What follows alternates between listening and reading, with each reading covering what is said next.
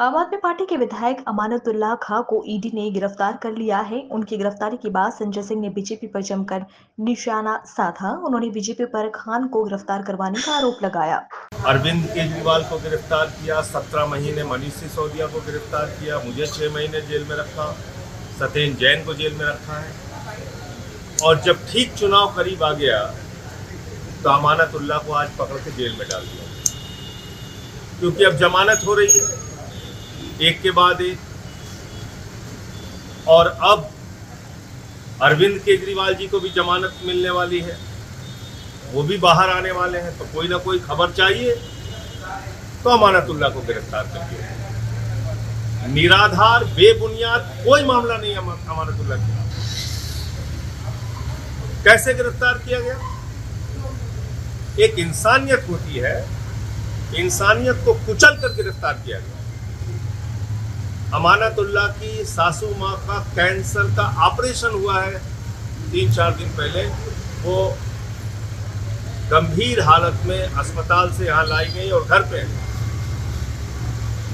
एक वृद्ध महिला जो जिंदगी और मौत से जूझ रही है, घर वाले बता रहे हैं कि भाई उनकी हालत ठीक नहीं है, हमने आपसे लिख के समय मांगा है।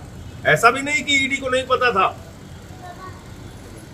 अमानतुल्लाह की मदर इन लॉ के बारे में ईडी को नहीं पता था, ये भी नहीं है। लिख के सूचना दी गई कि हमें कुछ समय दे दीजिए, हमारी मदर इन लॉ की तबीयत खराब है, उनको कैंसर हुआ है, कुछ वक्त दे दीजिए, हम इन्वेस्टिगेशन जांच करेंगे। और आपको अब मैं जो बताने जा रहा हूं वो कानून के किस दायरे में जांच है या कॉमेडी है, ये मीडिया के लोग और इस देश के लोग खुद तय करें। 2016 में वक्फ बोर्ड का एक मामला बनाया जाता है और उस मामले के आधार पर सीबीआई पर्चा दर्ज करती है। पहला पर्चा 2016 में। 6 साल तक सीबीआई जांच करती है उस मामले की। 6 साल के बाद फाइनल चार्जशीट दाखिल करती है, अमानतुल्लाह को गिरफ्तार नहीं करती है और सीबीआई कहती है उनके खिलाफ रिश्वतखोरी का, भ्रष्टाचार का, आर्थिक अपराध का कोई मामला नहीं मिलता। 2020 में इसी मामले में एंटी करप्शन ब्रांच एसीबी वो मुकदमा लिखती है। इसी मामले में ईडी कूद पड़ती है, ईडी मुकदमा लिखती है। 2022 में एसीबी अमानतुल्लाह खान को गिरफ्तार करती है। अमानतुल्लाह खान को उसी मामले में जमानत मिल जाती है।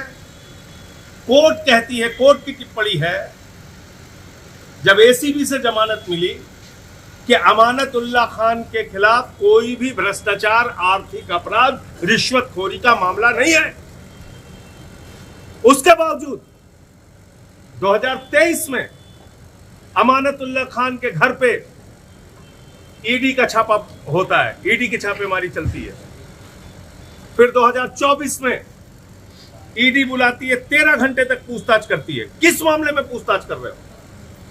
जिस मामले में जमानत मिल चुकी है, जिस मामले में सीबीआई की फाइनल चार्जशीट दाखिल हो चुकी है। ये ड्रामा नहीं है, कॉमेडी नहीं है, तो क्या है?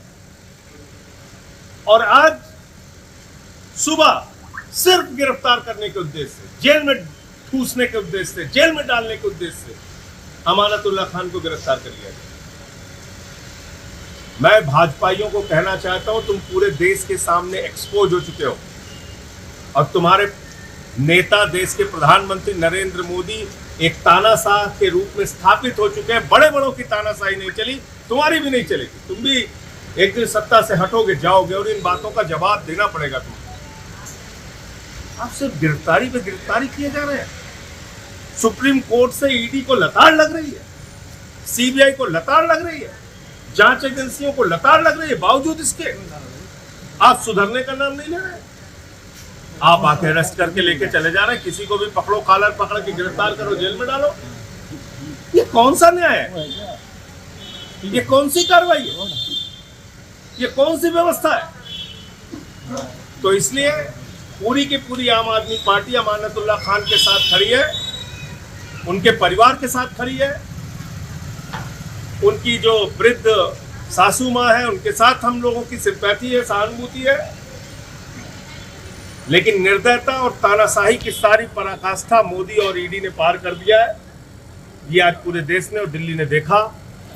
और जिस चुनाव के नाते ये सब कर रहे हैं भाजपाई, उनको मैं बता देना चाहता हूं, ये कार्रवाई तुमको बहुत महंगी पड़ेगी, बुरी तरीके से चुनाव में हारोगे। यही मैं कहना चाहता हूं। न्याय मिलेगा अमानतुल्लाह को भी, उनके खिलाफ कोई सबूत नहीं है,